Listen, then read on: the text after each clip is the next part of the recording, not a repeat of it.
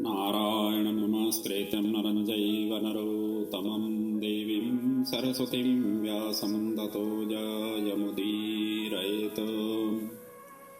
यं ब्रह्मा वरुणेन्द्ररुद्रमरुतास्तुन्वन्ति दिव्यैस्तवैः वेदैः साङ्गपदाक्रमोपनिषद्गायन्ति यं सामगाम्। ध्यानावस्थिततद्गतेन मनसा पश्यन्ति यं योगिनो यस्यान्तं न विदुसुरासुरगणा देवाय तस्मै नमः। मूकं करोति वाचालं पङ्गुं लङ्घयते गिरिं यत्कृपातमहं वन्दे परमानन्दमाधवम्। गुरुर्ब्रह्मा गुरुर्विष्णु गुरुर्देवो महेश्वर गुरुः साक्षात् परब्रह्म तस्मै श्री गुरवे नमः। श्री शिव महापुराण को जय, राष्ट्रदेव भगवान पशुपतिनाथ को जय, नेपालामा को जय, व्यास जी भगवान को जय, सद्गुरुदेव महाराज को जय।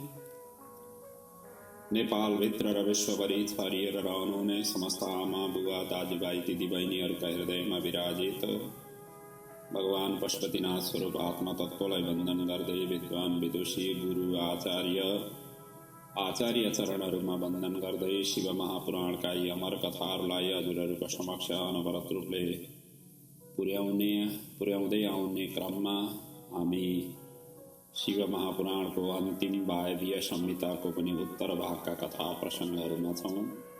यहाँसम्म आइपुग्दाखेरि हामीले 75औं दिनलाई पार गरेर आज 76औं दिनमा प्रवेश गरिसकेका छौँ र हिजोसम्मका प्रसङ्गमा हामीले 25 अध्यायसम्मका कथालाई चिन्तन मनन गरिसकेका छौँ। आज 26औं अध्यायदेखि कथालाई अगाडि बढाउँदैछौँ।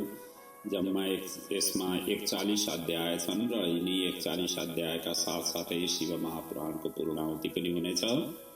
आउनुहोस् अब कति भागसम्म हामी पुग्नेछौँ र आजको कथालाई विधिवत रूपले हामी प्रवेश गरौँ। हिजोसम्मका कथामा शिव पूजनको शास्त्रोक्त विधि सम्बन्धी भगवान श्रीकृष्णले उपमन्युलाई प्रश्न गर्नुभयो र उपमन्युले तिनै प्रश्नहरूको उत्तर दिँदै शास्त्रोक्त विधिले कसरी गर्ने शिवजीको पूजा त्यसको बारेमा वर्णन गर्दै हामीले कथालाई विराम लिएका थियौँ। आज भगवान श्रीकृष्णले पञ्चाक्षर मन्त्रको महिमा अझै गहिरिएर मलाई बताइदिनु पर्यो। अग्नि संस्कारको विधि के कसरी सुसम्पन्न गर्नुपर्छ त्यो पनि मलाई बताइदिनुहोस्। भस्म ग्रहण कति बेला गर्नुपर्छ, अग्नि संस्कार अग्निमा हवन गरिसकेपछि भस्म कति बेला लिने, तिलक कति बेला धारण गर्ने र यज्ञको अन्त्यमा के कार्यहरू गर्नुपर्दछ, मतलब यज्ञ गरिसकेपछि यज्ञको अन्त्यमा के कस्ता कार्यहरू गर्दाखेरि भगवान शिवजी प्रसन्न हुनुहुन्छ र कार्य पनि पूर्ण रूपले फलदायी हुन्छ आदि इत्यादि यसरी प्रश्न गरिसकेपछि उपमन्युजी अब तिनै प्रसङ्गहरूको कथालाई अब अगाडि वर्णन गर्नुहुन्छ र आउनुहोस् अब यिनी कथा प्रसङ्गबाट आजको कथालाई प्रारम्भ गरौँ। सबै शिव तत्त्व छन्, सबै शिव दर्शनले समन्वित छन्। वेदान्त दर्शन जो शैव दर्शन हो त्यो दर्शनकै हो।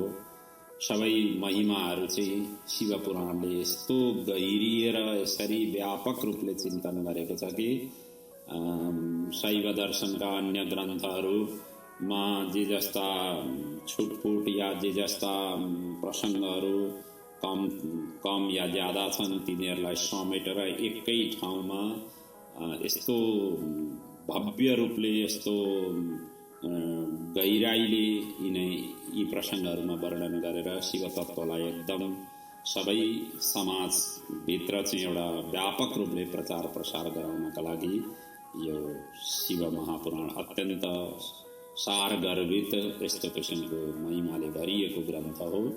र आउनुहोस् आजको कथालाई प्रारम्भ गरौँ। उपमन्युजी भन्नुहुन्छ, ब्रह्मग्नो वासुरापो वास्ते वा गुरुतल्पग मातृहा पितृहा वापि वीराः भ्रूणहा पिबा। अर्थात ब्रह्मग्नो अर्थात ब्राह्मण को वध गरेको, सुरापो भनेको मद्यपान, स्तेयी भनेको चोरी, गुरुपत्नी गामी गुरुतल्पग, मातृहा पितृहा अर्थात माता पिता या वीराहा वीर पुरुषहरूलाई या भ्रूण हत्या आदि गर्ने व्यक्तिले पनि लगातार 12 वर्ष पर्यन्त पञ्चाक्षर मन्त्रले शिव पूजा अर्चना गरियो भने त्यस्तो व्यक्ति मुक्त हुन्छ। त्यसलाई त्यो दोष लाग्दैन, नरक आदिको वास गर्नु पर्दैन। त्यस्ता व्यक्तिहरू शिव साहित्यता प्राप्त गर्छन्। शिवार्चन र पञ्चाक्षर मन्त्र जपले जस्तो सुकै पतित पनि मुक्त हुन्छ, भक्त नै मुक्त हुने हो, अर्को कोही मुक्त हुँदैन। चाहे वो जितेन्द्रिय होस् या भिक्षाहारिणी होस्, बद्ध होस् या मुक्त होस्, पञ्चाक्षर मन्त्रले पूजा अर्चन गर्नाले, जप पञ्चाक्षर मन्त्रको नित्य निरन्तर जाप आराधना उपासना गर्नाले नै व्यक्ति मुक्त भएर शिव साहित्यता प्राप्त गर्न पुग्छ। त्यस्तो किसिमको यो दिव्यतम गहनतम रहस्यले भरिएको यो पञ्चाक्षर मन्त्र हो र यसलाई निरन्तर जप साधना आराधना गरिरहनु पर्दछ। दुर्लभ मनुष्य चोला प्राप्त गरेर शिवार्चन गर्नाले नै जन्म सफल हुन्छ। शिव स्मरण सतत गर्नाले दुःखको भागी हुनु पर्दैन। त्यति मात्र होइन, सौभाग्य, मनोहर रूप, सत्व, त्याग, दयालुता, शूरता आदि गुण शिवार्चन र जपले नै प्राप्त हुन्छ। त्यसैले भनिएको छ, यावन् न याति मरणं यावन् नाक्रमते जरः यावन्नेन्द्रिय वैकल्प्यम तावत पूजय शङ्करम। त्यति बेलासम्म शिवजीको पूजा गर्नुपर्छ जबसम्म न याति मरणं मृत्यु हुनुभन्दा पहिलेसम्म शिवजीको नित्य पूजा गर्ने। यावन् नाक्रमते जरः अर्थात वृद्धावस्था आउनुभन्दा पहिले मतलब अशक्त अवस्था आउनुभन्दा पूर्वसम्म शिवजीको निरन्तर सेवा अर्चना पूजन साधना गर्नुपर्छ। यावन्नेन्द्रिय वैकल्प इन्द्रियहरू जबसम्म वैकल्प्य भनेको चाहिँ जबसम्म शिथिलता इन्द्रियहरूले काम गर्न छोड्छन् त्यसैलाई भनेको इन्द्रियहरू जबसम्म स्वस्थ रहन्छन् तबसम्म शिवजीको पूजा अर्चना गर्नुपर्दछ। यसरी निरन्तर रूपले अर्थात जीवनको अन्तिम क्षणसम्म शिवजीको पूजा अर्चना र पञ्चाक्षर मन्त्रको जाप गर्नुपर्दछ। प्रतिदिन शिव अर्चन भक्ति भावले गर्नुपर्छ। धूप दीप नैवेद्य अर्पण गर्नुपर्छ। उत्तराभिमुख भएर बलिदान पनि गर्नुपर्छ। जुन अन्न आदि शिवजीलाई अर्पण गरिन्छ त्यसको शेष अंश शिवजीका गण चण्डलाई अर्पण गर्नुपर्दछ। जसले स्वर्गीय आनन्द र वैभव, यश, धन, विद्या, कीर्ति आदिको इच्छा राख्छन् तिनीहरूले त नित्य शिवार्चन पञ्चाक्षर मन्त्रको साधना गर्नुपर्दछ। जप गर्नाले सम्पूर्ण मलिनता नाश हुन्छ र शक्ति प्राप्त हुन्छ। त्यसैले सबै प्रयत्न लगाएर भए पनि जप गर्नुपर्छ। यही नै उपायले यहाँ र यस जीवनमा र परलोक यी दुईटै क्षेत्रमा इह र परलोक दुईटैको कल्याण गर्दछ भनेर यसरी पञ्चाक्षरको महिमा यहाँ वर्णन गरियो। अब यस पछाडि जब भगवान श्री कृष्णले सोध्नु भएको थियो अग्नि संस्कारको विधि बताइदिनुहोस् भनेर, अब त्यसैको विधि अगाडि उपमन्युले यसरी वर्णन गर्नुहुन्छ। अथाग्नि कार्य वक्ष्यामि कुण्डे वा स्थण्डिले विवाह वेद्यां वा आयसे पात्रे मृण्मये वा नरे शुभे। अब म अग्नि कार्य अर्थात हवन विधिको स्वरूपमा वर्णन गर्दछु। सुन्दर वेदी निर्माण गरेर या स्थण्डिलमा या कुण्डमा या नूतन शुभ लौहमा, फलामको पात्रमा पनि हुन्छ तर शुभ हुनु पर्यो, नूतन हुनु पर्यो, नयाँ हुनु पर्यो, या माटोको पात्रमा विधिपूर्वक अग्नि स्थापना गरेर अग्निको संस्कार गरेर महादेवजीको आराधना गरी होम गर्नुपर्छ। वेदी निर्माण गर्दा 2 या 1 हात गोलो या त्यति नै चौडा र त्यति नै प्रमाणको गहिरो हुनुपर्दछ। हात्तीको ओठ या पिपलको पत्ता चाहिँ हवन वेदीको योनि निर्माण गर्नुपर्दछ। 3, 2 या 1 मेखला बनाएर गोबर पानीले त्यसलाई राम्ररी लिपाई पोताई गरेर तयार गर्नुपर्दछ। यसरी यज्ञ मण्डप मतलब यज्ञ कुण्ड तयार गर्नुपर्दछ। वेदी त्यसलाई वेदी भनिन्छ। जुन हवन गर्ने मन कुण्ड हो त्यसलाई वेदी भनिन्छ। यसरी वेदी तयार भएपछि अग्नि बीज रम उच्चारण गरेर अग्निलाई आसनमाथि स्थापित गरी योनि मार्ग या आफ्नो सम्मुख राख्नुपर्छ। त्यस पछाडि यज्ञ आचार्यले योनि मार्गको सम्मुख भएर अग्निलाई नाभि रन्ध्रबाट चिङ्गारी झैँ वेदी कुण्डमा स्थापना गर्नुपर्दछ। योनि मार्गेण वा तद बदात्मन सम्मुखे नवाहा, या सम्मुख या योनि मार्गबाट, अर्थात् जुन पिपलको पत्ताको जस्तो जुन आकार बनाइएको हुन्छ त्यो आकारलाई चाहिँ योनि मार्ग भनिएको। यज्ञ कुण्डमा अन्यत्र एकै टाइपको हुन्छ, तर एक भागमा चाहिँ एक क्षेत्रमा चाहिँ त्यसरी बनाइएको हुन्छ। यसरी स्थापित अग्निलाई राम्ररी प्रज्वलित र आज्य संस्कार हुँदासम्म अग्निलाई बिम्बाकारको रूपमा स्मरण चिन्तन मनन गर्नुपर्दछ। त्यस पछाडि मन्त्रज्ञ आचार्यले सूत्रोक्त मूल मन्त्रले दायाँतिर शिवमूर्तिलाई पूजार्चन र न्यास गरी घिउमा धेनु मुद्रा देखाएर श्रुक र श्रुबालाई प्रोक्षण गरेर राख्नुपर्दछ। श्रुक श्रुबा धातु या देवदारू या ब्रह्म वृक्षको हुनुपर्छ, तर काँस लोहा र सिसाको चाहिँ हुनु हुँदैन। जुन श्रुक श्रुबा छ त्यसलाई चाहिँ काँसको, लोहाको, सिसाको चाहिँ हुनु हुँदैन। त्यसैले भनिएको छ श्रुक श्रुबौ तेजसो ग्राह्यो न काँस्या आयस सैसकौ भनेर भनिएको छ। काँस्यलाई, आयस भनेको फलामलाई र सैसको भनेको सिसा, त्यसको चाहिँ हुनु हुँदैन। अग्नि संस्कारको सिद्धिका लागि 7 बीजाक्षर मन्त्रले होम गर्नुपर्दछ। यी बीज मन्त्र अग्निका 7 वटा जिब्रा हुन् र मन्त्र यस प्रकारले छ: ओम ब्रूम स्तोम ब्रूम श्रोम प्रोम ड्रुम द्रुम। र यी 7 जिह्वाका नाम र स्थान यसरी वर्णित छन्: मध्यको जिह्वा स्त्री शिखा हो भने ईशानको हिरण्य, पूर्वको कनका, आग्नेयको रक्त, नैऋत्यको कृष्ण, पश्चिमको सुप्रभा, वायव्यको मरुतोन। र यसरी उच्चारण गर्दै आहुति दिनुपर्छ, जस्तो ओम भ्रूम त्रिशिखायै स्वाहा, ओम स्तुम हिरण्यायै स्वाहा, ओम ब्रूम कनकायै स्वाहा। यसरी होम गर्नुपर्छ। 7 चोटि यसरी आज्यको अर्थात् घिउको यसरी हवन गर्नुपर्दछ। त्यस पछाडि ओम रम वह्न्यै स्वाहा भनेर 3 आहुति पुनः दिनुपर्दछ। यति गरेपछि अग्नि स्वयं शिवाग्नि हुन पुग्छ र समिधा पनि सुन्दर सुमनोहर हुनुपर्दछ। पलास या यज्ञीय वृक्षको 12 औंला लामो सिधा होस्, सुकेको होस्, छाल सहितको भए झनै राम्रो, अनि व्रण रहितको र समान आकारका हुनुपर्दछ। यसरी समिधाहरू तयार यज्ञ कुण्डमा त्यस्ता खालका समिधाहरू तयार गर्नुपर्दछ। तापलास्यः परावापि यज्ञीया 12 अवक्रा न स्वयं शुष्काः स्वत्वचो निव्रणः समः भनेर यसरी भनिएको छ। पलास वृक्षको समिधा चाहिँ सबैभन्दा राम्रो मानिएको छ। या यज्ञीय वृक्ष, जो यज्ञलाई प्रसन्न हुने त्यस्ता किसिमका वृक्षका समिधाहरू चाहिँ सबैभन्दा राम्रा मानिएका छन्।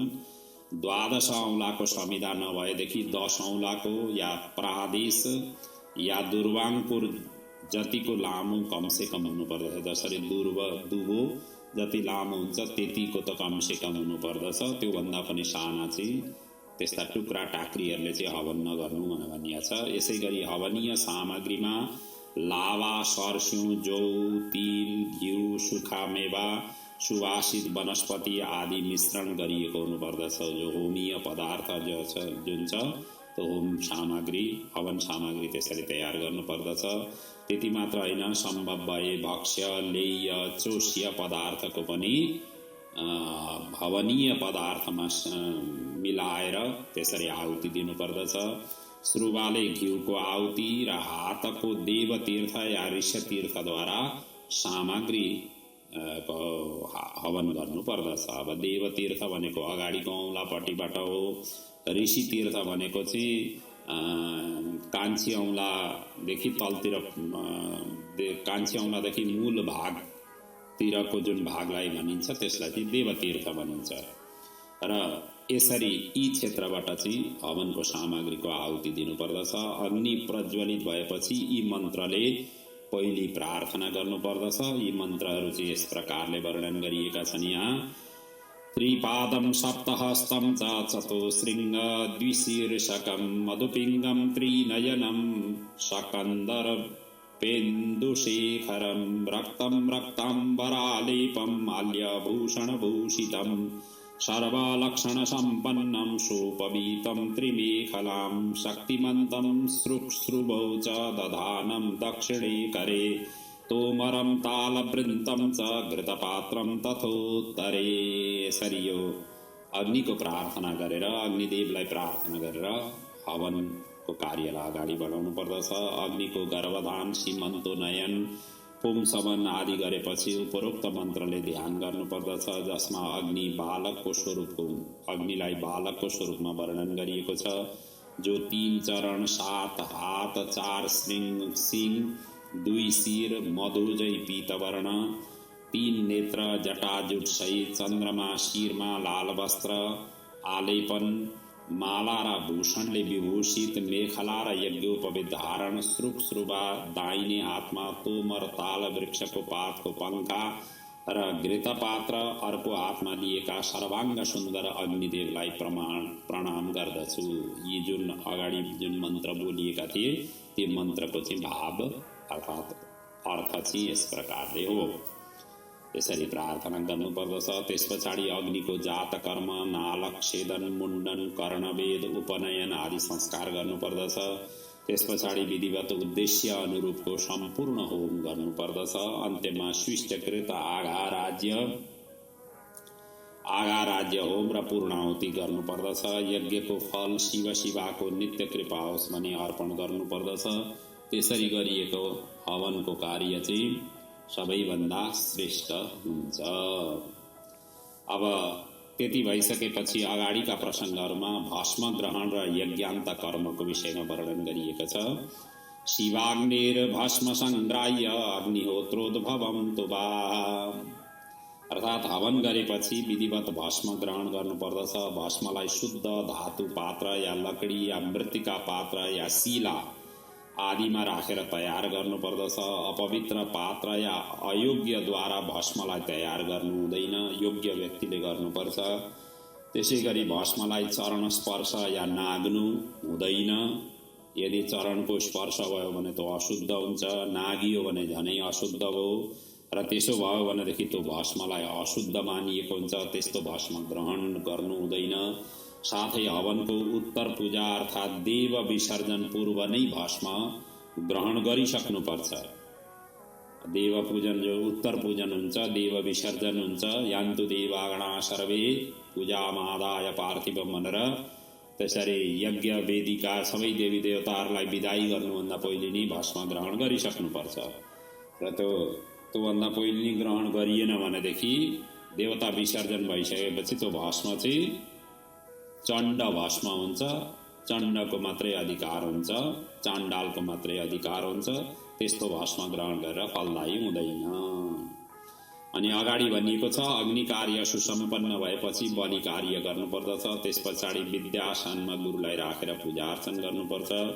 त्यस पछाडि पूज्यहरूलाई पूजन गर्नुपर्छ। भोकाहरूलाई भोजन गराउनुपर्छ। उपस्थित सबैलाई दान मान सम्मान भोजन उपहार अर्पण गरेर स्वयं पनि भोजन गर्नुपर्दछ। भोजन पश्चात आचमन गरेर शिवजीलाई ध्यान गर्दै शिव कथा सुन्दै मूल मन्त्रको जप गर्दै संयमित भएर दिनचर्याहरू व्यतीत गर्नुपर्दछ। यसो गरेको खण्डमा गरिएको यज्ञ पूर्ण रूपले सफल पनि हुन्छ, पूर्ण रूपले फलदायी पनि हुन्छ र सबै प्रकारका जुन उद्देश्य मनोकामना राखेर गरिएका सकाम निष्काम जस्ता पनि जुन ढङ्गले गरिएका छन् ती क्षेत्रहरूमा सिद्धि प्राप्त हुन्छ भनेर वर्णन गर्दै यो प्रसङ्गलाई यहाँ पूर्ण गरिएको छ। त्यस पछाडि फेरि भगवान श्रीकृष्णले नित्य नैमित्तिक विधिको विषयमा वर्णन गरिदिनुहोस् भनेर यहाँ सोधिसकेपछि उपमन्युजी अब नित्य नैमित्तिक कर्मका विषयमा यहाँ वर्णन गर्दै हुनुहुन्छ। अतः परं प्रवक्ष्यामि शिवाश्रमनिषेविणां शिवः शास्त्रोक्तमार्गेण नैमित्तिकं विधिक्रमम्। अर्थात् शिवशास्त्रमा वर्णित शैव मार्गीहरूले गर्नुपर्ने नित्य नैमित्तिक कर्महरूको म क्रमशः वर्णन गर्दछु। शिवजीलाई दुवै पक्षको अष्टमी साह्रै पवित्र दिन हो। अर्थात् शिवजीको पूजा गर्नका लागि दुवै पक्षका अष्टमी, दुवै पक्षका चतुर्दशी, त्यसै गरी पर्वका दिनहरू, प्रसिद्ध दिनहरू, ग्रहण का पर्वहरूमा आदिमा चाहिँ विशेष रूपले पूजा अर्चना गर्नुपर्दछ। यसै गरी प्रत्येक महिनाको यथोचित ब्रह्मकुर्चको प्रसङ्ग पहिले नै आइसकेको छ। यसलाई चाहिँ पञ्चगव्यलाई नै ब्रह्मकुर्च भनिएको छ र यो पञ्चगव्यले शिवजीलाई विशेष अभिषेक गर्नुपर्दछ र बचेको पञ्चगव्यलाई प्रसादको रूपमा पिउनुपर्छ, जसले गर्दा ब्रह्म हत्यादि जनित महान दोषलाई नाश गरिदिन्छ। त्यसैले भनिएको छ ब्रह्म हत्यादि दोषाणाम अतीव महतामपि निष्कृति ब्रह्मकुर्चस्य पानान्नान्य विशेष्यते। अब यो ब्रह्मकुर्चको पान गरेर चाहिँ ती त्यस्ता किसिमका महान किसिमका पापहरूलाई पनि प्रक्षालित गरिदिन्छ। र अब महिना अनुसार के कसरी गर्ने शिवजीको पूजा, अब यहाँ त्यस्तो पनि यहाँ वर्णन गरिएको छ। प्रत्येक महिनाको पूर्णिमामा शिवजीको विशेष पूजा अर्चना गर्नुपर्दछ। जस्तो कि पुष्य नक्षत्र युक्त पौष महिनामा शिवजीको निराजन, मघा नक्षत्रको माघ महिनामा घिउ र कम्बलको दान गर्नुपर्दछ। उत्तर फाल्गुनी युक्त फाल्गुन महिनामा महोत्सव गर्नुपर्दछ। चित्रायुक्त चैत्रमा दोलोत्सव गर्नुपर्छ। विशाखायुक्त वैशाखमा फूलले शिव मन्दिर सजाउनु पर्दछ। ज्येष्ठ या मूल नक्षत्र युक्त ज्येष्ठमा शीतल जलयुक्त घडा दान गर्नुपर्दछ। उत्तर षाढायुक्त आषाढमा पवित्र वृक्षारोपण गर्नुपर्दछ। श्रवणयुक्त श्रावणमा मण्डलको स्थापना गर्नुपर्दछ। भाद्रपदयुक्त भाद्रपदमा अथवा जलक्रीडा गर्नुपर्दछ, मतलब भगवान शिवजीलाई। त्यसै गरी आश्विनी युक्त आश्विनमा खीर या नयाँ चामलको भात चढाउनु पर्दछ। कृतिका नक्षत्रयुक्त कार्तिकमा 1000 दीप प्रज्वलित गरेर शिव आराधना उपासना गर्नुपर्दछ। त्यसै गरी आर्द्रा नक्षत्रयुक्त मृगशिरा नक्षत्रयुक्त मार्गशीर्षमा शिवजीलाई घिउले स्नान गराउनु पर्दछ। यदि सामग्री चढाउन सकिएन भने केवल उत्सव गर्दा पनि हुन्छ। नक्षत्रकै नामले महिनाहरूका नाम रहेका हुन्छन्। अर्को कुरा, नक्षत्रकै दिन पूर्णिमा पनि पर्छ, जुन हामीले माथि वर्णन गर्यौं। जस्तो श्रवणमा श्रावण महिनामा श्रवण नक्षत्रको दिन पूर्णिमा हुन्छ। यो वैशाखमा विशाखा नक्षत्रको दिन वैशाखी पूर्णिमा हुन्छ। चित्रा नक्षत्रको दिन चैत्र पूर्णिमा हुन्छ। त्यसैले नक्षत्रका आधारमा यी महिनाहरू गणना हुन्छन्। त्यसै र पूर्णिमाको दिन विशेष रूपले शिवजीलाई, प्रत्येक महिनाको पूर्णिमाको दिन विशेष रूपले शिवजीको पूजा आराधना गर्नुपर्दछ। अब समय विपरीत हुँदा, मन दुखी हुँदा, दुराचार गरिएमा, दुस्वप्न देखियो भनेदेखि, दुष्टहरूको दर्शन भयो भने, उत्पात भयो भने, अशुभ हुँदाखेरि, प्रबल रोगले आक्रान्त हुँदा, महामारीको स्थिति सिर्जना हुँदा, उल्कापात आदि, अनावृष्टि, अतिवृष्टि आदि हुँदाखेरि अवश्य नै भगवान शिवजीको विशेष रूपले अभिषेक, पूजा अर्चन, ध्यान, होम आदि गर्नु सर्वत्र कल्याणदायी हुन्छ र त्यो गर्ने कोसिस गर्नुपर्दछ। दौर्मनस्य दुराचारे दुस्वप्ने दुष्ट दर्शने स्नान पूजा जप ध्यान होम दानादिका क्रिया। यसरी यहाँ शिवजीका चाहिँ जब अनिष्ट हुन्छ, जब अपशगुन आदि हुन्छ, जब त्यस्ता किसिमका प्रक्रियाहरू आफ्ना जीवन चक्रमा, आफ्ना समाजमा त्यसरी देखिन्छन्, घट्दछन् भनेदेखि अवश्य नै शिवजीको पूजा गरेर सबै शान्ति प्राप्ति गर्ने कोसिस गर्नुपर्दछ। जसले नित्य नैमित्तिक कर्म गर्छ त्यसले मुक्ति पाउँछ, त्यो पनि एकै जन्ममा पाउँछ। बारम्बार त्यस्ता व्यक्तिले जन्म लिनु पर्दैन। तसैका जन्मना मुक्ति प्रयच्छन्ति महेश्वर। त्यस्तो त्यही नै मात्रै अन्तिम जन्म हुन्छ, फेरि बार जन्म लिनु पर्दैन। मुक्ति भएन भने उत्तम गति प्राप्त गरेर अनन्तकाल पर्यन्त दिव्य लोकमा निवास गर्न पाउँछन् र जन्म लिनु पर्दा पनि अति सम्पन्न यस्तो भव्य र सुसम्पन्न घरमा जन्म लिन पुग्छन्। त्यस पछाडि पूर्व संस्कारको कारणले शिव भक्त भएर पुण्य कर्म गरी मुक्त हुन पुग्दछन्। त्यसैले कुनै पनि हालतमा शिव शरणापन्न भएर यसै जीवनमा आफ्नो कल्याण गर्नुपर्दछ, नत्र भने पारबार यो जीवन मिल्छ मिल्दैन यस्तो अवस्था हामीले पाउँछौँ पाउँदैन, यो सर सुविधाहरू हामीले पाउँछौँ पाउँदैन केही भरोसा छैन। र अहिले भरोसा भएको अवस्थामा कार्य गरि नै हाल्नुपर्दछ। यसका लागि अलि ठुलो अलि बुढाबुढी भइसकेपछि वृद्धावस्था आएपछि उत्तरावस्था आएपछि गरौँला भनेर त्यसरी पर्खेर बस्नु हुँदैन। त्यस्ता पर्खेर बस्ने मान्छेको जीवन कल्याण हुँदैन, थालिहाल्नुपर्दछ, लागिहाल्नुपर्छ। जुन दिन घैँटामा घाम लाग्यो त्यसै दिन लागियो भनेदेखि कल्याण हुने हो। अब होइन घैँटामा घाम पनि लागिरहेछ, अझै पर्ख्यौँ अलिकति अरू अझै मेरो कार्यहरू गर्नु छ, अब पछि अलि वृद्ध भइसकेपछि घुमौँला देखौँला हेरौँला पूजा गरौँला भनेर यसरी आउँला भनेर यसरी हिँड्दै गरियो भनेदेखि त्यस्ता व्यक्तिहरूको चाहिँ यसै जीवनमा चाहिँ औँलिँदैन, भगवानले कल्याण गर्नुहुन्न। अनि अर्को जन्म कस्तो के आउँछ, अब मनुष्य चोलानी आउने हो कि पशु पक्षी हुने हो कि सरीसृप आदि हुने हो कि वृक्ष आदि योनिमा जाने हो कि अब कति छन् योनि 84 लाख त वर्णनै गरेको छ शास्त्रले। ती मध्येमा कुन कुन योनिमा पुगिन्छ, कहाँ के हुन्छ, कि कस्ता कार्यहरू गराउन मिल्छ मिल्दैन।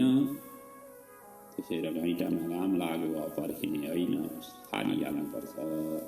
तस्मा शिवाश्रितो भूत्वा येन केनापि हेतुना। त्यसैले कुनै पनि आदतले येन केन हेतुना शिवको आश्रय लिनु नै यो जीवनको सार्थक हुने हो, सार्थक हुन्छ। यसरी यो प्रसङ्ग वर्णन गरिसकेपछि अब अगाडि भगवान श्रीकृष्णले काम्य कर्म सम्बन्धी पनि बताइदिनुहोस् भनेर यसरी प्रश्न गरिसकेपछि अब काम्य कर्म सम्बन्धी पञ्चावरण पूजा विधिको यहाँ वर्णन गरिएको छ। अब जुन उपमन्युजी अगाडि वर्णन गर्नुहुन्छ, अथ वक्ष्यामि काम्यम हि चेहामुत्र फलप्रदम। यहाँ र परलोक दुइटैलाई कल्याण हुने अब काम्य कर्मको विषयमा पनि वर्णन गर्दछु भन्दै उपमन्युजी भनिराख्नु भएको छ। कर्म 5 प्रकारका हुन्छन्। हे श्री कृष्ण, कर्म 5 प्रकारका हुन्छन्। पहिलो कर्म लौकिक हो, दोस्रो तपोमय कर्म हो, तेस्रो ध्यानमय कर्म हो, चौथो क्रियामय कर्म हो र पाँचौं चाहिँ सर्वमय कर्म हो। शिवजीको आज्ञा नै शक्ति हो र शक्तिमानहरूका लागि नै यी कर्महरू सफल हुन्छन्। यी कर्महरूलाई बाह्य र आभ्यन्तर दुवै कोणबाट गर्नुपर्छ। शैवाश्रमी ज्ञान यज्ञरत कर्म यज्ञ गर्नाले मनुष्य साक्षात महेश्वर पो हुन पुग्छ। माहेश्वरा समाख्याता कर्म यज्ञरता भुवि। साक्षात महेश्वर पो हुन पुग्छन्। अब आवरण पूजन पूजा अर्चन यो पनि प्रसङ्ग कैलाश संहितामा आइसकेको छ, ठाउँ ठाउँमै आइसकेको छ। अघि मैले पहिले पनि भनिसकेको छु, जुन प्रसङ्गहरू एकदम दोहोरिन्छन्, दोहोरिनुको अर्थ त्यस्ता प्रसङ्गहरूलाई विशेष रूपले जोड दिनु हो, यही शास्त्रको आज्ञा हो। अब यहाँ आवरण पूजा अर्चनमा चाहिँ यहाँ भनिएको छ, सबैभन्दा पहिले चाहिँ समतल भूमि चयन गर्नुपर्दछ। त्यसलाई लिपेर पूर्व दिशामा 1 या 2 हातको मण्डल निर्माण गरेर अष्टदलयुक्त कर्णिकायुक्त सुन्दर कमल बनाउनु पर्छ। यसलाई रत्न सुवर्ण आदिको चूर्णले सजाउनु पर्छ। यसरी 5 आवरण युक्त दिव्य मण्डल अष्टदल कमल पत्रमा निर्माण गरी कमल दलहरूमा सिद्धि, अष्टसिद्धि र केसरहरूमा शक्तिहरूको कल्पना गरेर गर्नुपर्दछ। पञ्चावरण संयुक्तम बहुशोभा समन्वितम दलेषु सिद्धयः कल्प्या केसरेषु सशक्तिकाः।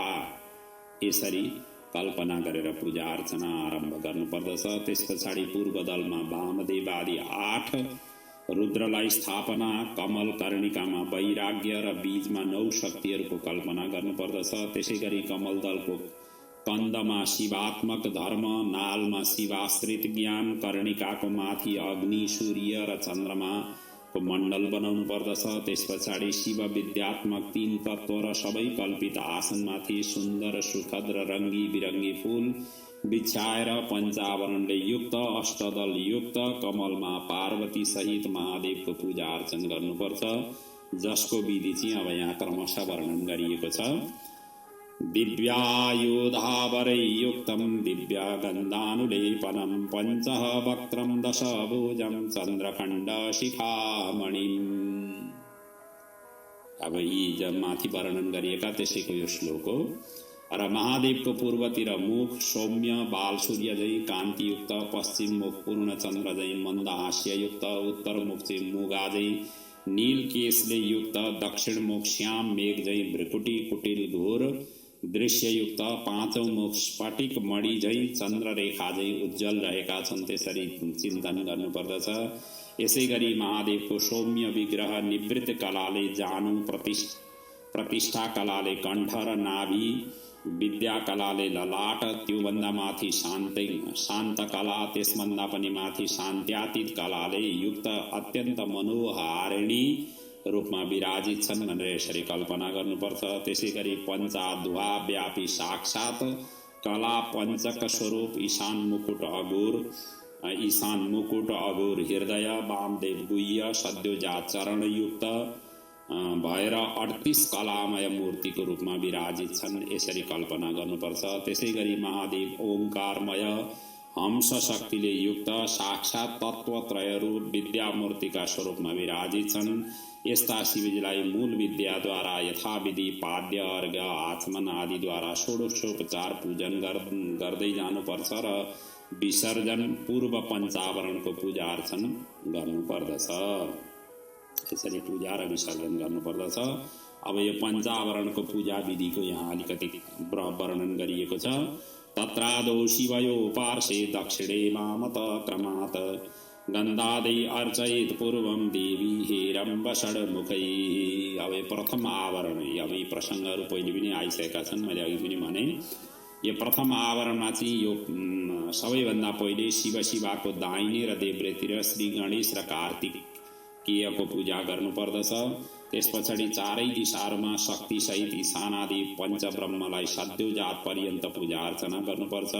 त्यसै गरी आग्नेय आदि कोणहरूमा 8 शक्तिहरू सहित महादेव आदि 8 रुद्रहरूको पूजा अर्चन यसरी सुसम्पन्न गर्नुपर्दछ र यो पहिलो आवरणमा गर्नुपर्ने पूजा हो।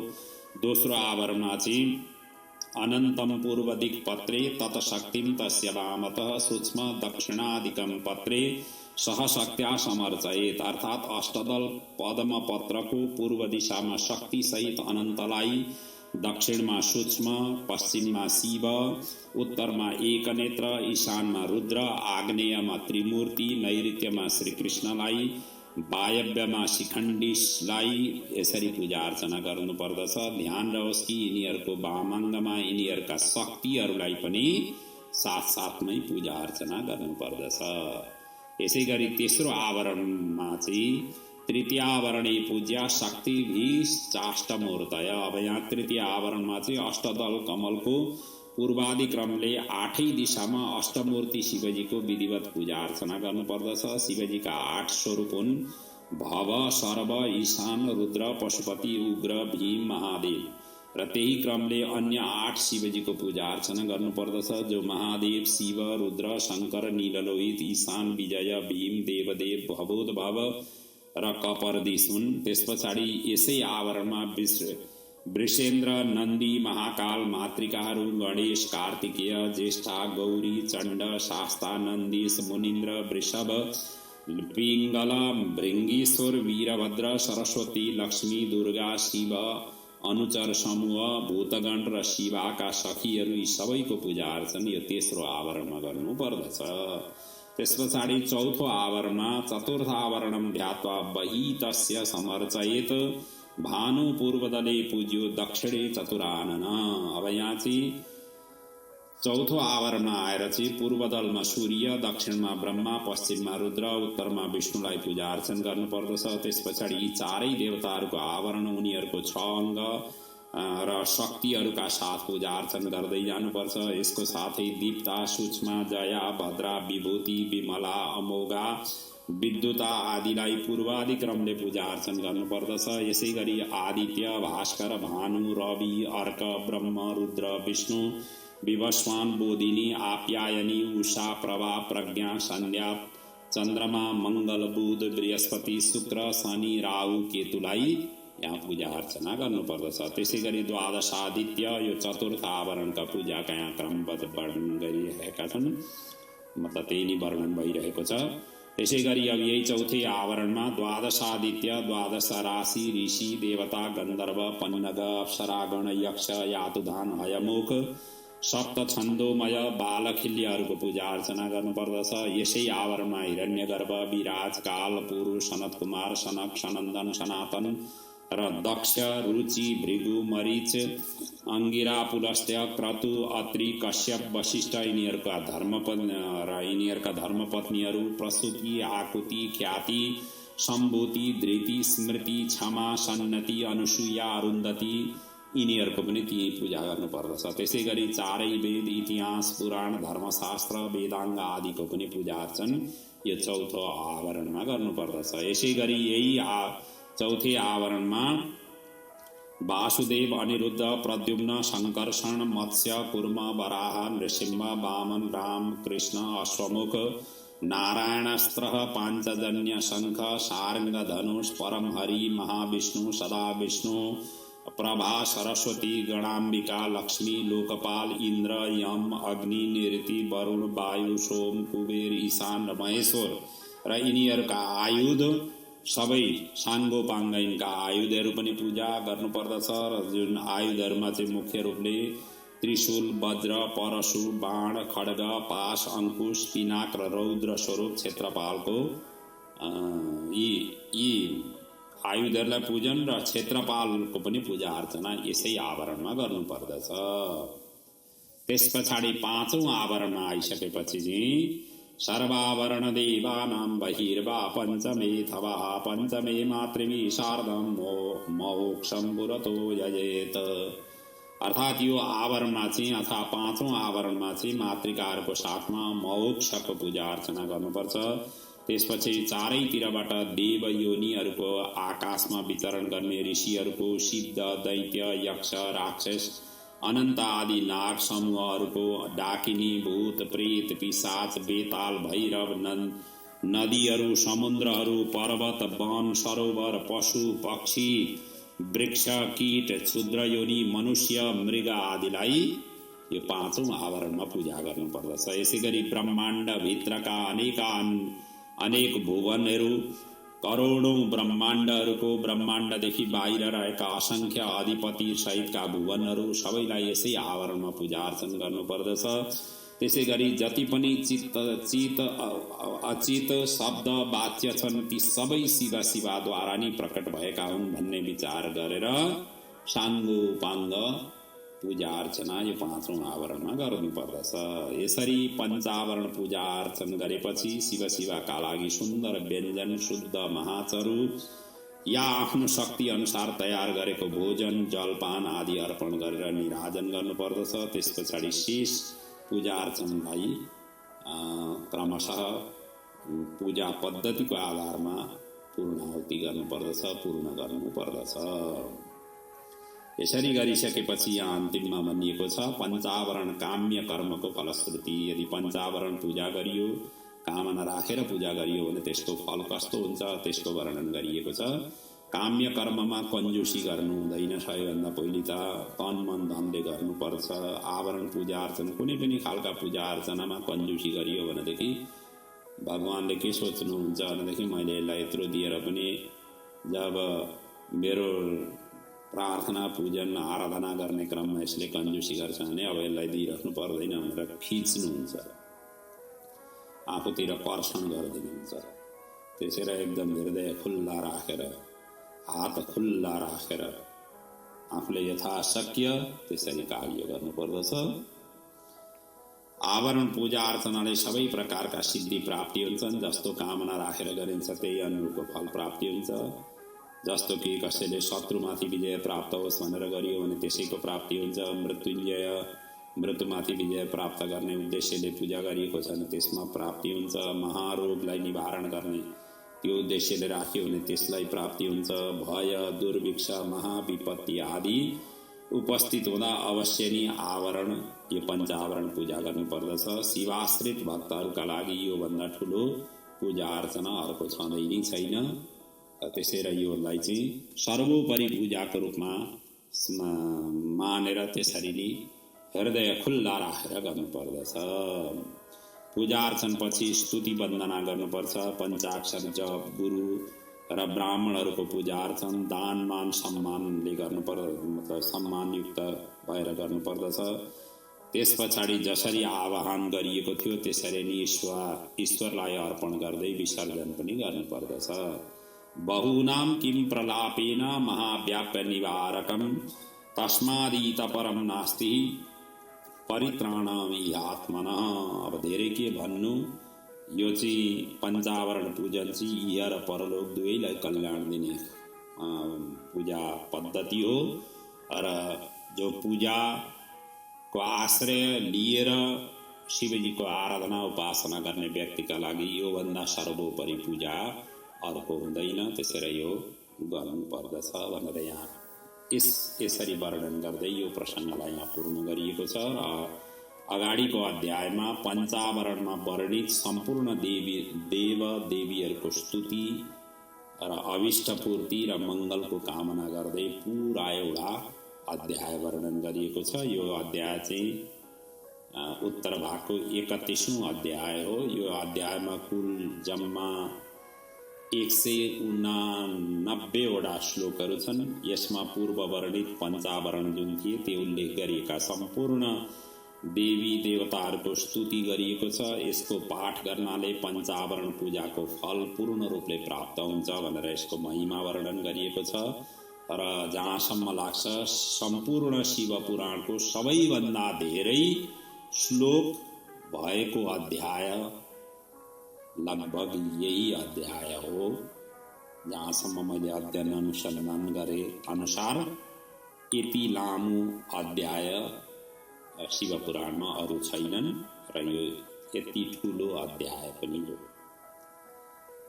र उपमन्युजी अब यहाँ भगवान श्री कृष्णलाई पञ्चावरणमा उल्लेख गरिएका सबै स्तोत्र मन्त्रहरूको पाठ गरेर श्रवण गराउनुहुन्छ। हामी पनि केही श्रवण गरौँ, केही यसमा अलिकति चिन्तन मनन पनि गरौँ। नत्र भने 189 वटा मन्त्रहरूको हामीले उच्चारण गरेर प्रत्येकको व्याख्या गर्दै जाउँ भनेदेखि अरू 2-3 वटा एपिसोड फेरि जान्छन्। अब यहाँ केहीलाई हामीले संक्षेपमा यहाँ वर्णन गरौँ। जसरी उपमन्युजीले यहाँ विस्तृत ढङ्गले व्याख्या गर्नुभएको छ त्यसैको सार संक्षेपमा म यहाँ वर्णन गर्दछु। उपमन्युजी भन्नुहुन्छ, स्तोत्रम वक्ष्यामि ते कृष्ण पञ्चावरण मार्गतः योगेश्वर इदं पुण्यम कर्मयेन समाप्यते। हे योगेश्वर भगवान श्री कृष्ण, अब यो पञ्चावरणमा को जुन उल्लेख गरिएको छ त्यसको म वर्णन गर्दछु। शिवजीको योगेश्वरताको विशद वर्णन गरिएकोले यो अध्यायलाई नि योगेश्वर स्तोत्र संज्ञा पनि दिएको छ। कतै कतै यसलाई योगेश्वर स्तोत्र भनेर पनि उच्चारण गरिएको छ। र योगेश्वर भनेर हेरियो भने पनि या पञ्चावरण स्तुति वन्दना स्तोत्र भनेर यसरी काहीँ भेटियो भनेदेखि यही नै वर्णन गरिएको। यसलाई पुण्य दिन पर्वकाल या नित्य पाठ गर्नाले सम्पूर्ण कर्म फल प्राप्ति हुन्छ। यसको यसरी महिमा वर्णन गरिएको छ। द्वितीय श्लोकदेखि 28 श्लोकसम्म शिव शिवा गणेश कार्तिकीय शिव परिवारको स्तवन गरिएको छ भनेदेखि त्यसभन्दा अगाडि पञ्चावरणमा उल्लेखित सबैको क्रमशः वर्णन गरिएका छन्। शिव परिवारका स्तवन गरिएका केही श्लोकहरू हामी पनि चिन्तन गरौँ। जय जय जगदेकनाथ शम्भो प्रकृति मनोहर नित्यचित स्वभाव अतिगत कलुष प्रपञ्च वचामपि मनसां पदवी अतीत तत्वम्। अर्थात हे जगत को एकमात्र रक्षक भगवान शिवजी नित्य चिन्मय स्वभाव प्रकृति मनोहर शम्भो, तपाईको तत्त्व कलुष राशि विहीन निर्मल वाणी र मनको गति भन्दा पनि पर छ तपाईको जय होस् भनेर यसरी श्लोक भगवान शिवजीको स्तुति वन्दना गरिएको छ। त्यसै गरी अगाडिका श्लोकहरूमा नमः परमदेवाय नमः परमहेतवे नमः शिवाय शान्ताय नमः शिवरताय ते जयाम्बिके जगन्मातर जय सर्वजगन्मयी जयानेक विधानस्ते जय विश्वेश्वर प्रिये। यसै गरी पञ्चावरण देवताहरूको प्रार्थनाका स्तोत्रहरू यसरी वर्णन गरिएका छन्। केही स्तोत्रहरू म यहाँ वाचन गर्छु। प्रथमावरणे पूर्वं शक्त्या सह समर्चितं पवित्रं परमं ब्रह्म प्रार्थितं मे प्रयक्षतु द्वितीयं शिवबीजेषु कलान्वितं निवृत्तिपदनिष्ठं च पृथिव्यां समवस्थितं तृतीयं शिवबीजेषु कलाभिश्चाष्टभिर्युतं शक्तिभिः सहिता सर्वे तृतीयावरणे स्थिता सत्कृत्यः शिवयो आज्ञान्ति सन्तो फलमीप्सितम् चतुर्थावरणे शम्भो पूजिताश्चानुगैः सह शिवप्रिय शिवासक्त शिव पादार्चने रतः। यसै गरी पञ्चावरणमा गरिने देवी देवताहरूले सम्पूर्ण चराचरको कल्याण गरून् भन्दै प्रार्थना गरिएका केही श्लोकहरू यस्ता छन्। गन्धर्वाद्यापि साचान्ताश्चतस्रो देवयोनयः सिद्ध्या विद्याधराद्याश्च येऽपि चान्येनवस्वराः असुरा राक्षसाश्चैव पातालतलवासिना अनन्ताद्याश्च नागेन्द्रा वैनतेया दयोदिजः कुष्माण्डा प्रेतवेताला ग्रहा भूतगणा परे डाकिन्याश्चापि योगिन्यः शाकिन्याश्चापि तादृशाः क्षेत्ररामगृहादीनि तीर्थान्यायतनानि च दीपा समुद्रनद्यश्च नदाश्चान्ये शरांसि च गिरयश्च सुमेवाद्या काननानि समन्ततः पशव पक्षिणो वृक्षा कृमि कीटादयो मृगा। यसरी प्रार्थना गरिएका स्तोत्रहरू हुन्। र यसका अतिरिक्त आवरण सहित ब्रह्माण्ड 12 महिना 10 दिग्गज वर्ण पद मन्त्र तत्व यिनीहरूका अधिपति साथसाथै यस जगतमा जे देखिन्छ सुनिन्छ या अनुमान गरिन्छ ती सबै शिव शिवाको आज्ञाले मेरा सम्पूर्ण मनोरथलाई पूर्ण गरून् भनेर यसरी प्रार्थना स्तवन गरिएका छन् यो अध्यायका मन्त्रहरूमा। र अन्तिममा यो अध्यायको पाठ गर्नाले के फल प्राप्ति हुन्छ त्यसको यहाँ अलिकति फलश्रुति बताइएको छ। त्यसैलाई उपमन्युजी भनिराख्नु भएको छ। एतत् पुण्यतमं स्तोत्रं शिवयोर्हृदयङ्गमं सर्वाभीष्टप्रदं साक्षात् भुक्तिमुक्तिकसाधनं य इदं कीर्तये नित्यं शृणुयाद्वा समाहितः स विधूयासु पापानि शिवसायुज्यमाप्नुयात्। शिवजीको सायुज्यता प्राप्त गर्नका लागि सबै पापहरूलाई प्रक्षालन गर्नका लागि यो योगेश्वर स्तुति पञ्चावरण स्तुतिलाई जसले सुन्छ या कीर्तन गर्दछ या पाठ गर्दछ ती सबै यी सबै फलहरू प्राप्त गर्दछन्। र यसको पाठ गर्नाले गौ हत्या कृतज्ञ वीरघाती गर्भ हत्यारा शरणागतलाई वध गर्नेवाला विश्वासघाती दुराचारी पापी मातृ पितृ भातृ बन्धु हत्यारा आदि सबै जघन्य पापी पनि यसको पारायणले यसको प्रार्थनाले मुक्त हुन्छन्। त्यसैले सङ्कट अवस्थामा दुस्वप्न हुँदाखेरि अनर्थ सूचक भएमा किम कर्तव्य विमूढ अवस्थामा या आयु आरोग्य ऐश्वर्य या मनवाञ्छित फल प्राप्ति गर्नका लागि यसको पाठ सर्वोपरि श्रेष्ठ मानिएको छ र गर्नुपर्दछ। र शिवाको पूजानन्तर पाठ गर्नाले अनन्त गुणा फल प्राप्त हुन्छ भने पूजा विहीन सिधै पाठ गर्नाले पनि सबै प्रकारको लाभ सबै प्रकारको ऐश्वर्य र मनवाञ्छित फल प्राप्ति हुन्छ भन्दै यो प्रसङ्गलाई यहाँ पूर्ण गरिएको छ। यस्तो किसिमको यो अति दिव्य अति शिवलाई अत्यन्त प्रसन्न गराउने यो योगेश्वर स्तोत्र मन्त्रको यो पाठको महिमा यहाँ यसरी वर्णन गरिएको छ। अब अगाडिका प्रसङ्गमा भगवान श्रीकृष्णले विविध पूजा शान्ति हवनीय पदार्थहरूको विषयमा प्रश्न जिज्ञासा राखिसकेपछि उपमन्युजी अब तिनी प्रसङ्गहरूलाई अगाडिका प्रसङ्गहरूमा वर्णन गर्नुहुन्छ। उपमन्युजी भन्नुहुन्छ अथ वक्ष्यामि शैवानां येव फलदं नृणां पूजा होमं जप ध्यान तपोदानमयं महत्। हे यदुनन्दन, अब म शैव मार्गी भक्तहरूलाई लक्ष्य गरी यस श्लोकमा फल प्रदान गर्ने होम जप ध्यान तप र दान आदि कर्महरूको म वर्णन गर्दछु भन्दै अब अगाडि वर्णन गर्नुहुन्छ। यसका लागि सबैभन्दा पहिले साधकले मन्त्रको सिद्धि गर्नुपर्छ। यसो गरिएन भने इष्ट सिद्धिकारक कर्मले फल दिँदैन। कर्म प्रारम्भ गर्नुभन्दा पहिले शकुन आदि शुभ सङ्केत आदिको पनि परीक्षण गरेर थाल्नुपर्छ। यदि कतै अशुभ सङ्केत जस्तो देखिएमा त्यसलाई समाधान गरेर मात्रै शान्ति गरेर मात्रै थाल्नु पर्दछ। परीक्षा शकुनाद्यैस्तद आदौ निष्कृतिमा चरेत। पहिले चाहिँ शकुन, हाम्रा शास्त्रहरूमा शकुन सम्बन्धी पनि विशेष रूपले चिन्तन मनन गरिएका छन्। ती पहिले शकुनहरूको विचार गरेर मात्रै यो शिव प्रार्थना पूजन अर्चनलाई प्रारम्भ गर्नुपर्छ। अविश्वासपूर्वक गरिएको कर्म छ भने त्यसले कहिल्यै पनि फल दिँदैन। विश्वासयुक्त हुनुपर्दछ। विश्वास हो फलदायक। विश्वास छैन भने फलै प्राप्ति हुँदैन। विश्वास राखेर गर्नुपर्दछ। साधकले श्रद्धापूर्वक विश्वासका साथ मन्त्र सिद्धिद्वारा गरिएको कर्मले मात्र फल प्राप्ति गर्न सक्छ। कर्म गर्नुभन्दा पूर्व सदाचारमा रहनुपर्छ, ब्रह्मचर्यमा रहनुपर्छ, रातमा हविष्य दूध या फलको सेवन गर्नुपर्छ, निषेध या निषिद्ध कर्मलाई मनमा आउन दिनु हुँदैन अनि मात्रै कर्मको आरम्भ गर्नुपर्छ। इत्यम आचरवान भूत्वा स्वानुकूले शुभेहनि पूर्वोक्त लक्षणे देशे पुष्पादि आद्यलङ्कृते, यसरी भनिएको छ।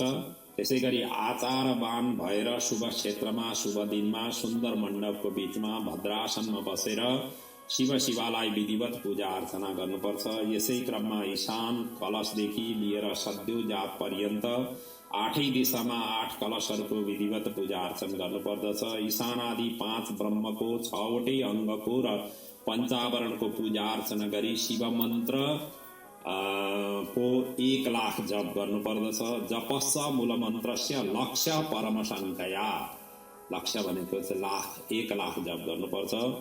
पूजा अर्चन र जप विधिहरू पूर्व वर्णित भएकाले यहाँ सङ्केत मात्र गरिएको छ। यो विशेष रूपले श्रोताहरूलाई विशेष रूपले अनुरोध, किनभनेदेखि पूजा अर्चनका प्रक्रियाहरू पहिले नै वर्णन कति भइरहेका छन्, हुँदै आइरहेका छन्। त्यसैले यहाँ संक्षेपमा मात्रै सङ्केत मात्रै गरिएका छन्। र होम गर्दा ध्यान दिनुपर्ने कुराहरू चाहिँ यो हुन्। अब अहिले पनि अग्निकै बारेमा हामीले चिन्तन मनन गऱ्यौँ। अब त्यसमा चाहिँ के ध्यान दिनुपर्दछ भन्ने क्रममा चाहिँ अगाडि वर्णन गरिएको छ। होम कमसेकम दशांश हुनुपर्छ। कुनै पनि जाप पूजा पाठ स्तवन गरिएको चाहिँ दशांश कमसेकम हवन हुनुपर्छ। शान्ति या पौष्टिक कर्ममा शिवजीको सौम्य रूपलाई चिन्तन गर्नुपर्छ भने मारण या उच्चाटन कर्म गर्दा शिवजीको घोर रूपको चिन्तन गर्नुपर्छ। भगवान शिवजीका सबै रूपहरू छन्। जो जस्तो किसिमको उपासना आराधना गरेर फल प्राप्ति गर्न चाहन्छ त्यही किसिमका भगवान शिवजीका ती स्वरूपहरूलाई चिन्तन गरेर गर्नुपर्छ। शिवलिङ्गे शिवाग्नेय च अन्यासु प्रतिमासु च चिन्त्यः सौम्य तनुः शम्भुः कार्ये शान्तिक पौष्टिके घोररूपे शिवः चिन्त्यो मारणोच्चाटनादिषु। घोर रूपको चिन्तन मारण या उच्चाटन आदिका लागि प्रयोगमा ल्याउनुपर्छ। मारण आदि कार्यमा फलामको श्रुवा बनाउनुपर्छ भने शान्ति आदि कर्ममा सुवर्णको श्रुवाहरू बनाउनुपर्छ। यदि सामर्थ्य भयो भने सुवर्णको बनाउनुपर्छ। मृत्युमाथि विजय पाउनका लागि केले होम गर्नुपर्दछ भन्दा मह घिउ दूधमा मिसाएर दुबो र घृतयुक्त चरुको होम गर्नुपर्दछ। यस प्रकारले हवन गरिएको शिव मन्त्रले हवन गर्दाखेरि मृत्युमाथि विजय प्राप्त हुन्छ। रोग निवारणका लागि तिलले हवन गर्नुपर्छ। समृद्धिका लागि घिउ वा दूध या कमल पुष्पद्वारा होम गर्नुपर्छ। वशीकरणका लागि घिउ जाति पुष्प र बिल्वपत्रले हवन गर्नुपर्छ। आकर्षणका लागि घिउ करवीर पुष्पले हवन गर्नुपर्छ। उच्चाटन स्तम्भन र मारण आदिका लागि भने तेल, मह, सरस्यूको तेल, बरको बीज रायको बीज रातो या पहेँलो सर्स्युले होम गर्नु पर्दछ। त्यसैगरी सिद्धि प्राप्तिका लागि चामलमा घिउ, दूध, दही, मह मिलाएर होम गर्नुपर्दछ। लक्ष्मी प्राप्तिका लागि बिल्वपत्रले हवन गर्नुपर्दछ। लक्ष्मी मात्र नभएर वशीकरण शत्रुमाथि पनि विजय यसले प्राप्त गर्छ। त्यसैगरी शान्ति कार्यका लागि पलास र खैरको समिधा उत्तम हुन्छ भने क्रूर कर्मका लागि कनेर या आँकको समिधाले गर्नु श्रेयस्कर हुन्छ। अब अभिचार सम्बन्धी विशेष ध्यान दिनुपर्ने कुराहरू यी के हुन् भन्दाखेरि त्यो पनि उपमन्युजी बताउनुहुन्छ। अतीव दुरवस्थायां प्रतिकारान्तरं नचेत आततायी न उद्देश्य प्रकुर्यात् अभिचारिकम्। अर्थात अभिचार कर्म चाहिँ त्यति बेला मात्रै गर्नुपर्दछ जब अर्को कुनै उपाय रहँदैन, तब मात्रै अभिचारको प्रयोग गर्नुपर्छ, नत्र भने अभिचारको प्रयोग कहिल्यै पनि गर्नु हुँदैन। त्यो पनि शिवभक्त, आस्तिक, परम धर्मात्मा, माननीय राष्ट्र प्रमुख आदिको विरुद्ध त अभिचार कुनै पनि हालतमा गर्नै हुँदैन। यदि गरियो भने स्वयं पतित होइन्छ र यदि अनजानमा गरियो भने तुरुन्त प्रायश्चित्त गरिहाल्नुपर्छ। पश्चातापेन संयुक्त प्रायश्चित्तम समाचरे, तुरुन्तै प्रायश्चित्त गरिहाल्नुपर्दछ। र शिवजीलाई अर्पण गरेको वस्तु के गर्ने, अब यसका पनि यहाँ अगाडि वर्णन गरिएको छ। शिवजीलाई अर्पण गरेको वस्तु गुरु या शिव भक्तलाई दिनुपर्छ, स्वयं ग्रहण गर्नु हुँदैन। लोभवश ग्रहण गरियो भने अभिष्ट फल प्राप्त हुँदैन। स्वयं गृह्णाति यो लोभात् पूजाङ्गम द्रव्यमुत्तमम काङ्क्षितम न लभेन्मूढो नात्र कार्य विचारणा भनेर भनिएको छ। त्यसै र कहिले पनि लोभ गरेर शिवलाई अर्पण गरेका वस्तुहरू या गुरुलाई या शिव भक्तलाई अर्पण गर्नुपर्दछ। काम्य कर्मको फलसिद्धि हुँदा कस्तो हुन्छ त्यसको विषयमा अगाडि वर्णन गरिएको छ। शत्रुबाधा हट्छ, रोग मुक्ति हुन्छ, कृपण राजा हुन्छ भने दरिद्र कुबेर हुन्छ, कुरूप कामदेव जस्तो र वृद्ध जवान जस्तो हुन्छ, शत्रु मित्र हुन पुग्छन्, बैरी यी सबै सेवक हुन पुग्दछन्। शत्रु मित्र बैरी यी सबै सेवक हुन पुग्छन्। त्यसै र कामयते विरूपोपि वृद्धोपि तरुणायते, शत्रु मित्र त्रायते सद्यो, विरोधी किङ्करायते, विरोधी चाहिँ सेवक हुन पुग्दछन्। त्यति मात्र होइन, विष अमृत हुन पुग्छ, अमृत विष हुन्छ, समुद्र स्थल हुन्छ र स्थल समुद्र हुन पुग्छ, पर्वत खाल्डो हुन्छ भने खाल्डो चाहिँ पर्वत हुन्छ, अग्नि सरोवर हुन्छ भने सरोवर अग्नि हुन्छ, लक्ष्मी स्थिर हुन्छन्, वाणी स्वच्छन्द हुन पुग्छ, कीर्ति त बेस्या झैँ फैलिन पुग्छ, सबैतिर कीर्ति चाहिँ त्यसरी फैलिन पुग्छ। र बुद्धि स्वच्छन्दगामिनी हुन्छ, वज्र सूची हुन्छ, शक्ति आदि बेरी जस्तो हुन पुग्छ, बल मदोन्मत्त हात्तीको जस्तो हुन पुग्छ, शत्रुहरूका मित्र उनीहरूकै शत्रु हुन पुग्छन्, शत्रु जीवित हुँदा पनि मरे तुल्य नै हुन पुग्छन्, अणिमा आदि सिद्धि स्वयं फल दिन थाल्छन्। अर्थात् सबै कार्य आफूले भनेअनुसार मनवाञ्छित रूपले कार्य सिद्ध हुन पुग्छन् र कुनै पनि कार्य दुर्लभ या कठोर हुँदैन। त्यसै र यस्ता किसिमका कार्यहरू गर्दाखेरि पहिले आचारवान भएर गर्नुपर्छ। अनागतादिकं सर्वं करस्थामलकायते यादृक्ष्यकं फलायन्ते सिद्धयोप्या अणिमादयः। जस्तो इच्छा राखेर गरिन्छ त्यस्तै किसिमको सिद्धि त्यसरी प्राप्ति हुन्छ। यस्तो किसिमको वर्णन गर्दै हामीले वायवीय संहिताको यो उत्तर भागको 32औं अध्यायसम्मका कथालाई हामीले चिन्तन मनन गऱ्यौँ। अब 33औं अध्यायदेखिको कथालाई चाहिँ भोलिका दिनहरूमा हामी प्रस्तुत गर्नेछौँ, चिन्तन मनन गर्नेछौँ। आजको कथालाई म यहीँ विराम लिँदैछु र यहाँसम्म आइपुग्दा हामीले 76औं दिनलाई पूर्ण गरेका छौँ र अब आउँदा दिनहरूमा 1 दिन या 2 दिनका कथाहरूमा शिव पुराणलाई पूर्ण हुनेछ। भगवान शिवजीको अनन्य कृपा यहाँहरूको जीवनमा रहोस्। खूब तरक्की, उन्नति, प्रगति जीवनका हरेक मोड, हरेक पद, हरेक क्षेत्रहरूमा सुसम्पन्न गर्ने सौभाग्य भगवान शिवजीले राष्ट्रदेव भगवान पशुपतिनाथले हामी सबैलाई प्रदान गरून्। हामी जहाँ जुन अवस्थामा छौँ भगवान शिवजीको अनन्य कृपाले हामी खूब तरक्की उन्नति प्रगति जीवन पथमा अगाडि बढ्न सकौँ। यिनै शुभेच्छा शुभकामना सहित राष्ट्रदेव भगवान पशुपतिनाथको चरणमा समर्पित यो शिव अमर गाथालाई आजको प्रसङ्गलाई आजको वाक्पुष्पलाई यहीँ विसर्जन गर्दै पूर्ण गर्दै म आफ्नो वाणीलाई यहाँ पूर्ण गर्दछु। ओम पूर्णमदः पूर्णमिदं पूर्णात् पूर्णमुदच्यते पूर्णस्य पूर्णमादाय पूर्णमेवावशिष्यते। ओम शान्ति शान्ति शान्ति। ओम।